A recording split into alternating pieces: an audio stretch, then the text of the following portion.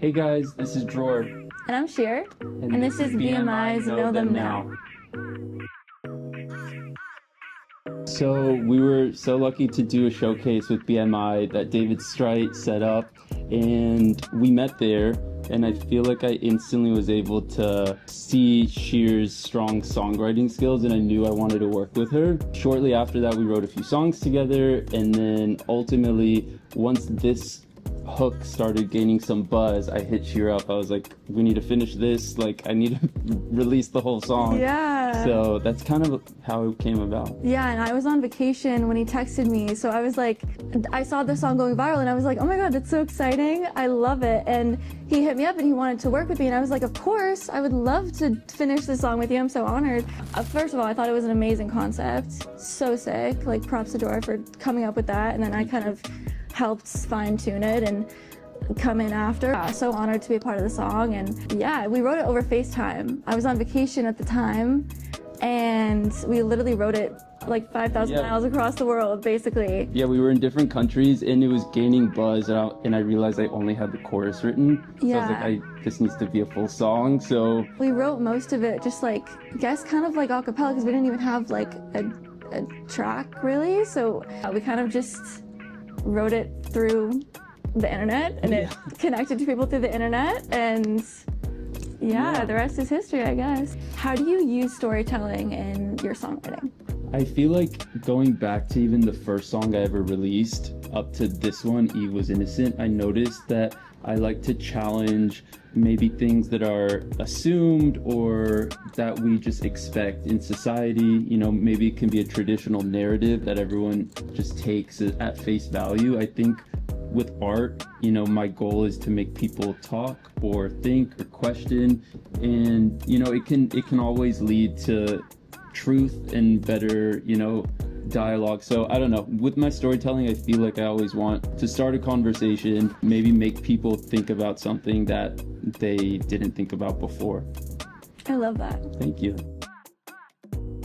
I feel like for me, I would always listen to Ed Sheeran, and I got into guitar because of him, and then later on in high school I found out who Julia Michaels was, and I wanted to write for other people and then eventually come out as be my own artist, and so those are the two people that would be like the most influential to me.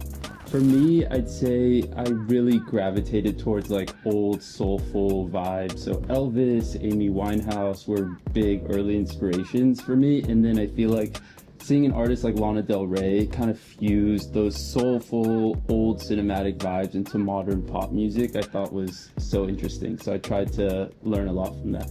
Can you share how you craft lyrics that connect so deeply with listeners? I feel like whenever I'm writing lyrics, I try to pull from the emotion that I'm trying to convey. So like, even if it's something that I haven't experienced before, I'll imagine what it feels like and then try to go to that place in my head and then think about what's the best way to convey that message in the most relatable way that connects with people.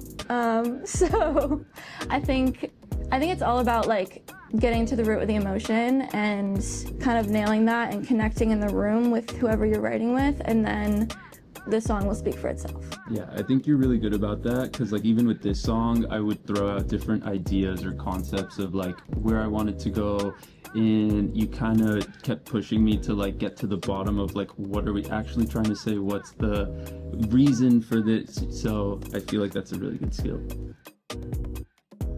I think for me, the three words that come to mind would be raw, relatable, and universal, I think. If I had to say three words to describe my sound, it would be soulful, rebellious, and Texas. You take inspiration from so many soulful sounds in a lot of different places, so how does that blend into your sound as an artist? So I grew up with a lot of soul inspiration, but being in a more modern music landscape, I've tried to find a way to constantly incorporate that. And some of my favorite artists, I try to always have like every part of my identity. So like if it's something from Texas, incorporating maybe a Western, small elements to always tie in these different, you know, influences that have inspired me. Not only sonically create a world, but visually create a world that's like cohesive with that. When people listen to my music, I want them to feel empowered. I feel like I try to give people like a confidence. For me, that's like what my music does for me. If I'm not feeling the best, my music does that for me, so I hope that it could do that for others as well. I feel like for me, I want people to feel less alone, whatever they're going through, whether it's like if they're dealing with loss, if they're dealing with heartbreak, if they're feeling like no one can understand what they're going through. I think my music can be that friend to them. That's what music was to me when I was growing up. So growing up in Scottsdale and then studying in Nashville before moving to LA, did these different environments influence your sound and songwriting style?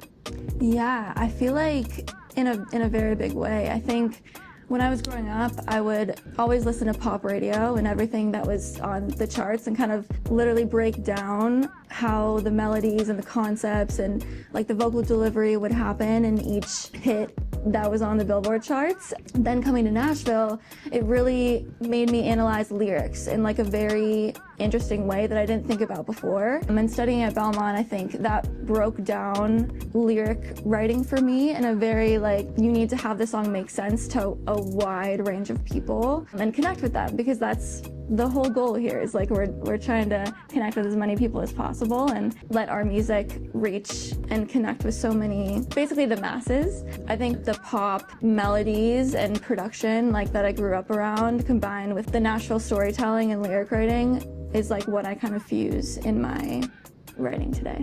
I feel like it's such an interesting balance because you can make a song so personal, but then maybe it closes it off to listeners, or you can find ways to maybe have it be personal but still connect with an audience. I feel like kind of constant like balance and figuring out what you want to hit. Yeah, absolutely. I think it's almost like what I've learned is like the most vulnerable, the more you're vulnerable in your music, the more people are going to connect to it. Even if, because I feel like we think that so much of what we go through is our own experience. But once we take a step back, we realize that we're all human and we all have the same emotions, and like we connect to each other in more ways that we can even imagine. 100%.